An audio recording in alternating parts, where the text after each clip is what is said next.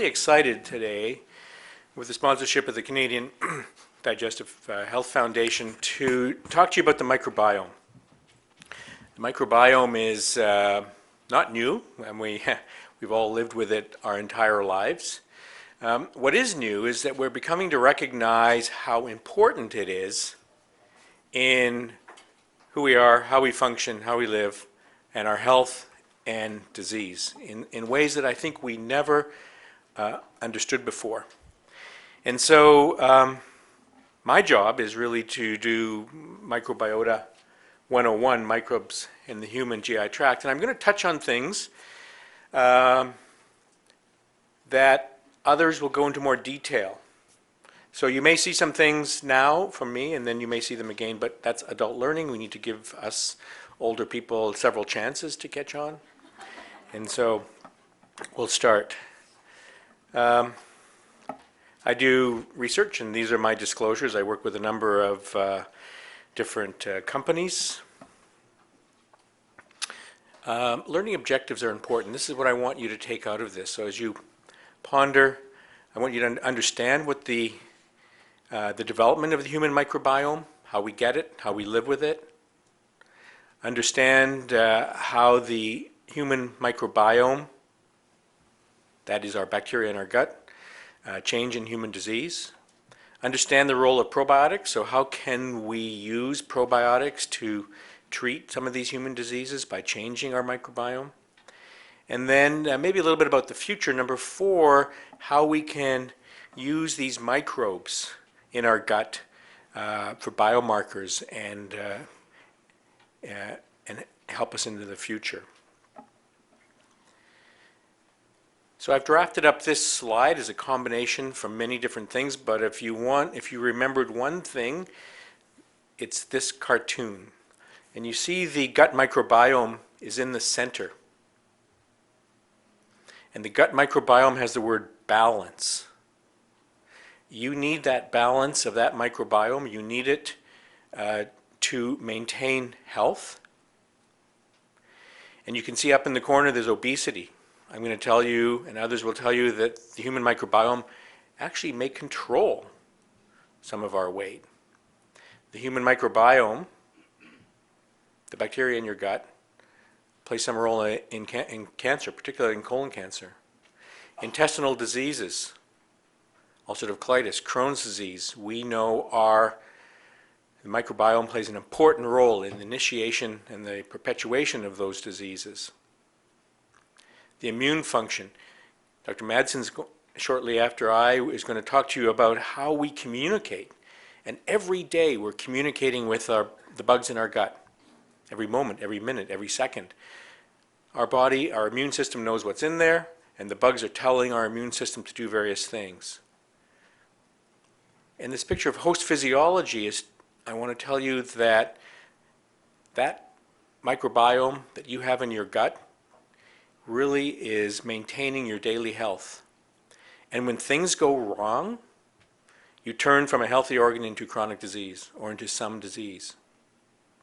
And we never appreciated that.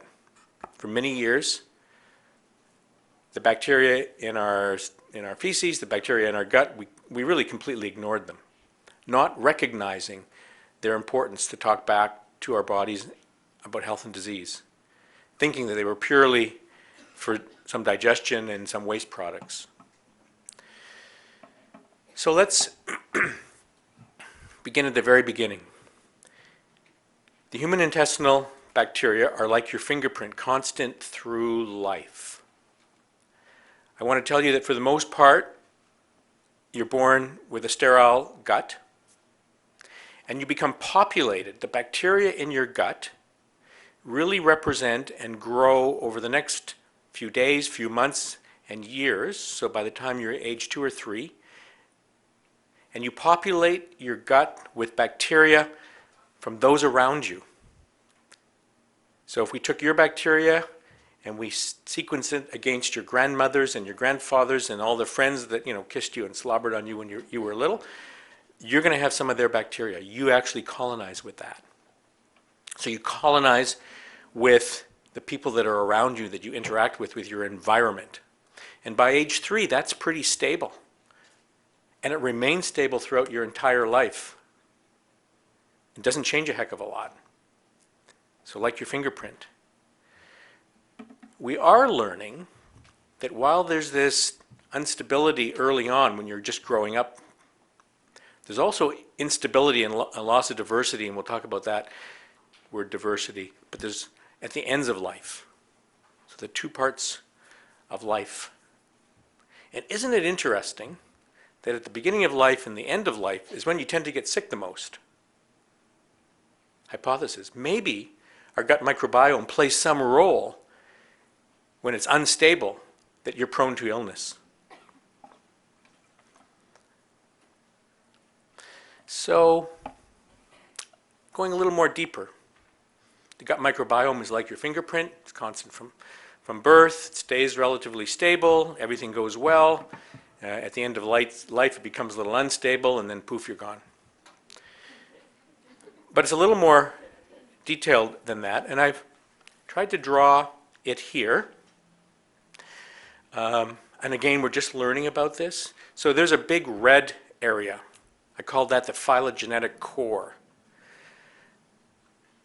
There's a lot of bacteria in there, and we all tend to have them. So there's a core of bacteria that seems to be really important, and we all probably have those types of bacteria in our gut, and we all probably are similar. And then there's that thin blue bar, which is unique. So your blue bar is different than my blue bar, different than the other person's blue bar. Those unique bacteria really define you. And those are the ones that you get at the start of life. And those are the ones that are unique to you. Low abundance, but yet there's a lot of them. One thing to bring up here at this point is the number of bacteria. You have 100 times more bacteria in your body than you do body cells. So if you think about it, you're just one big mass of bacteria. And so it's not unexpected that this incredible mass of bacteria can drive health and disease. Now, why are we here today? This is what we can measure. So it's that same picture showing that phylogenetic core in red, showing your individual unique bacteria. There's lots of them, and in these lines, I put culture at the top. So there's 10 to the 7th different types of bacteria. There's 10 to the 14th bacteria, but 10 to the 7th different types, taxa types. A few years ago, we could culture them. It would take an entire laboratory, an entire year to culture someone's feces, and they could get 20. Then we had something called DGE, denaturing gel electrophoresis. We could get a few more. That was maybe in the 90s. We could then start doing sequencing. And there's different types of sequencing, not important what they are, but look at with one type of sequencing, the shotgun sequencing that they sequence the human microbiome with, 4,000 different taxa. Our new pyrosequencing now is maybe 6,000, 7,000. That wasn't me. 7,000, 6,000. But yet we've got 10 to the 7th. So the reason we're here today is because now we can start to measure these things. We're not measuring it very much. We're really crude. We're just touching the surface. But we are already identifying enormous changes. What can we measure? Some of you will remember going in biology in high school, you would have had to remember this. I never got this right. I always was out of order. But our current level of sophistication, well, we can only measure about 6,000 of the 10 to the 7th different types of bacteria. When we look at it, we can only really get down to the phylum level. It takes an enormous effort to get down to the family level, and we can't get to the species level. So again, all we see is like with very foggy glasses, all these bacteria. So we're learning, but we're not there yet. Oh, not only that, when you do sequence the bacteria in your intestine and you run it through various libraries to say, well, what does this sequence look like? What bacteria is it? Half the time, there's nothing in the world that we know that looks like that. So we've got a bacteria that we have no idea what it is, the unknowns. In addition to that, there's more viruses there than there are bacteria. We haven't even talked about the viruses. So it's going to be incredibly complex, and the next decade, I think you will see tremendous advancements here. So let's talk about something that I know about, inflammatory bowel disease, because there's been a lot of work done with the microbiome and this disorder. And I think it serves as an example and some talking points for us. So can you alter the microbiome and influence somebody with IBD activity? I've told you that your gut microbiome is like your fingerprint. You're born with it. It's constant. I also want to tell you that we can change it slightly. You have antibiotics, you have probiotics, you have prebiotics, diet, and these evoke temporary but not permanent changes.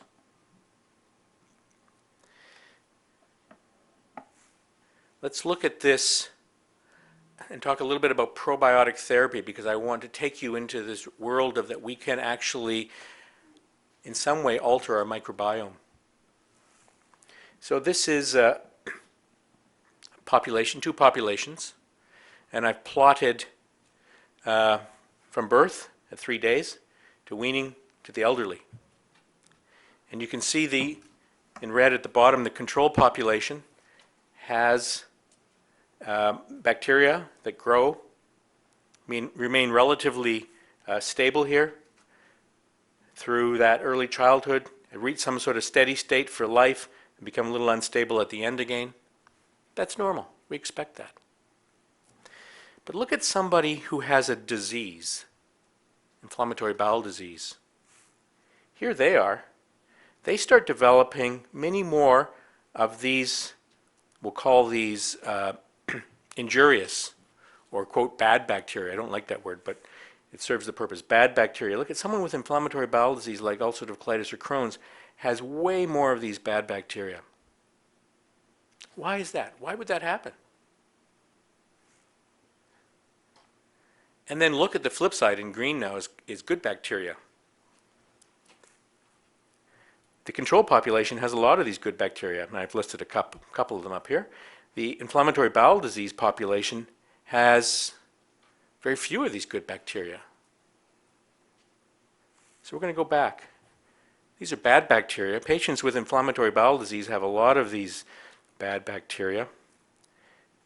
Sorry. And then patients with inflammatory bowel disease don't have these so-called good bacteria, these so-called probiotics. So something is driving that. We're still trying to sort that out. Is that a cause? Is it an effect? And when you look deeper into it, I've told you there's patients with inflammatory bowel disease have more bad bacteria, less good bacteria, and that's true. And more recently, we're beginning to learn that what it really is, and what's really important, rather than just this balance between good and bad, it's really this loss of diversity. Oh my gosh.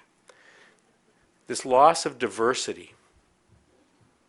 And I've used a picture of a forest to try and show you what's in your bacteria, in your gut, and how that changes in disease with inflammatory bowel disease. Here's a normal forest, right? A healthy forest has a lot of different types of plants and animals and trees.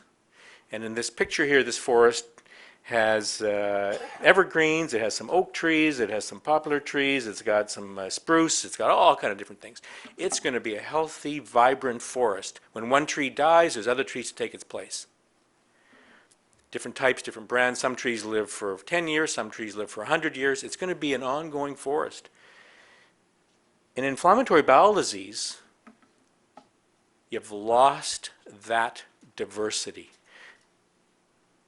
You've got mainly one type of bacteria, and that poor thing is not working right. The analogy with the forest is that you've only got one type of tree, one type of bacteria. You've lost that diversity that's so important to health.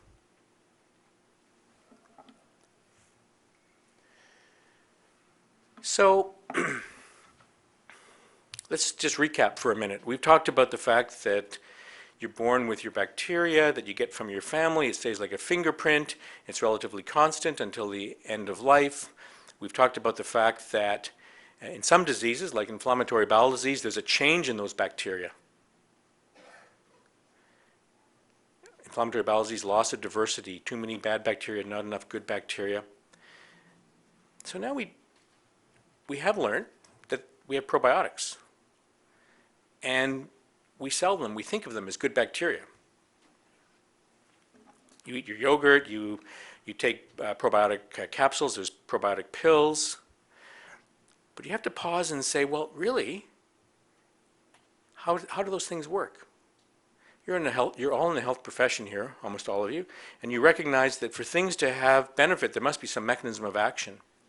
And so we spent lots of years looking at, is probiotic therapy plausible? How could you use probiotic therapy to treat this inflammatory bowel disease?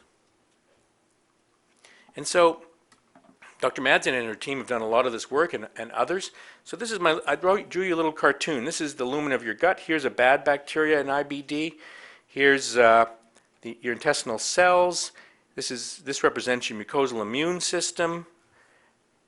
And probiotics, when you eat them, they layer themselves out against that epithelia, really close there. And they do have a mechanism of action. So competitive exclusion, just the fact that they are there can prevent those injurious bacteria from coming across, preventing those bacteria from translocating. So they act as a film. They also regulate, who knew? Probiotics regulate the mucosal immune system. They cause secretion of immunoglobulins, particularly secretory IgA is a very important one to help modulate and control the diversity of bacteria in your gut. They also, this little green thing that just popped up here is a dendritic cell. Probably Dr. Madsen will talk to you about dendritic cells. She's saying yes. Right now your dendritic cells, they're sending out these little tiny pseudopods, and they're looking to touch those bacteria and say, oh my God, these are good ones, bad ones, I don't know what to do. And then they communicate to your immune system, and they change all sorts of cytokines to keep you controlled, keep inflammation down. Right? Can you imagine if all of a sudden your body saw all these bacteria in your gut and said, oh my God, I'm being invaded by all these foreign invaders, and they set up this huge inflammatory response? These dendritic cells help control that. Identify these good bacteria, tells your immune system, don't attack. There's antimicrobial activity. The farmers in southern Ontario here are using probiotics in all of their cows and sheep and goats and chickens in order for this mechanism of action so that the injurious bacteria are actually killed off by these antimicrobial activities. Probiotics increase the barrier. They actually thicken up that mucus. And so this yellow thing is mucus that's thick, again preventing translocation. They not only that, but they help tighten the screws between your cells, these epithelial cells in your gut. They tighten these tight junctions.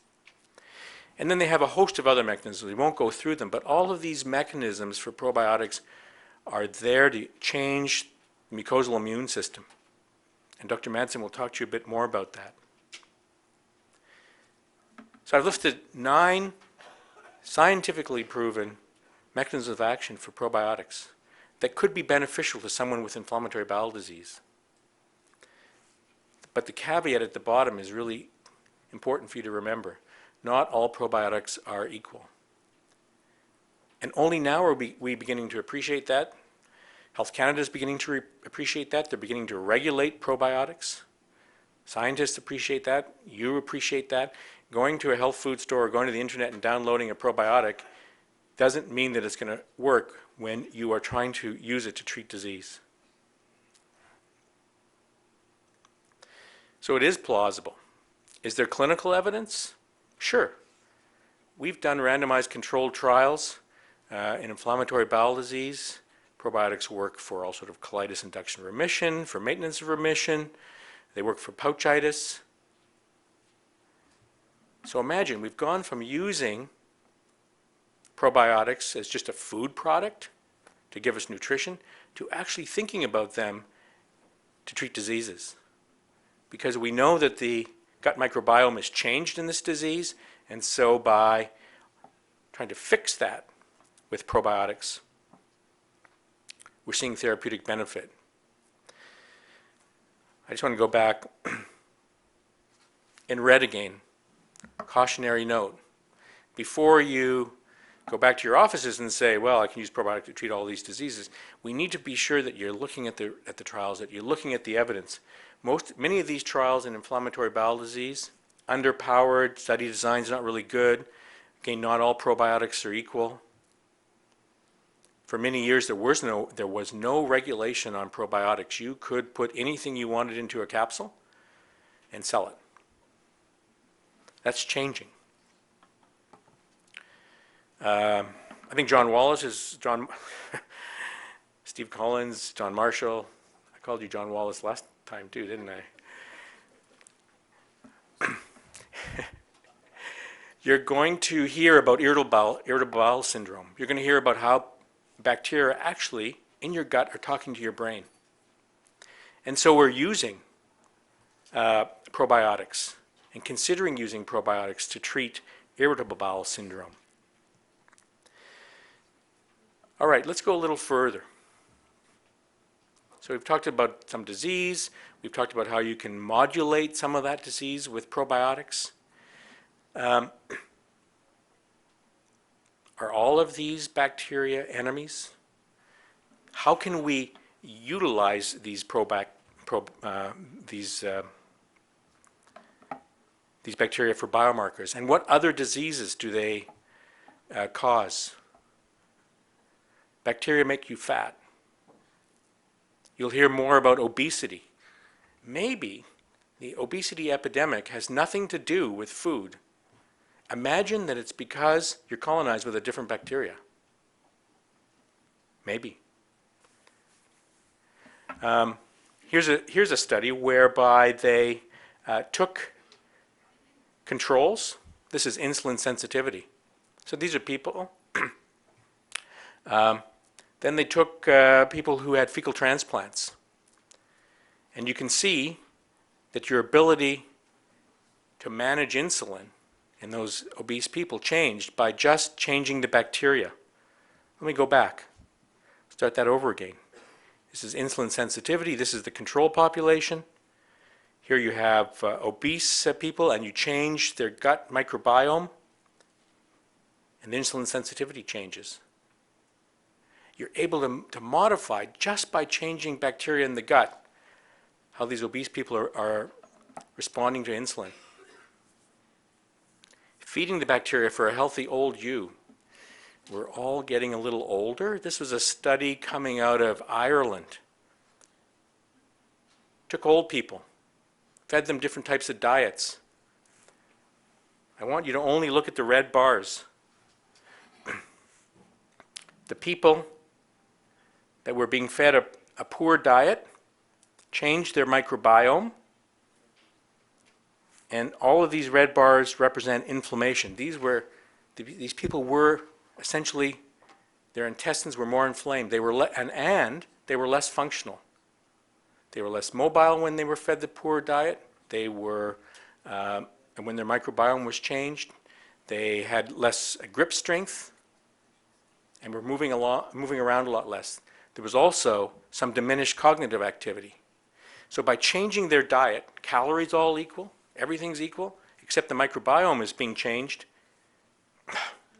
These people weren't doing as well, right? So maybe, remember I told you that as we got older, our gut bacteria got unstable.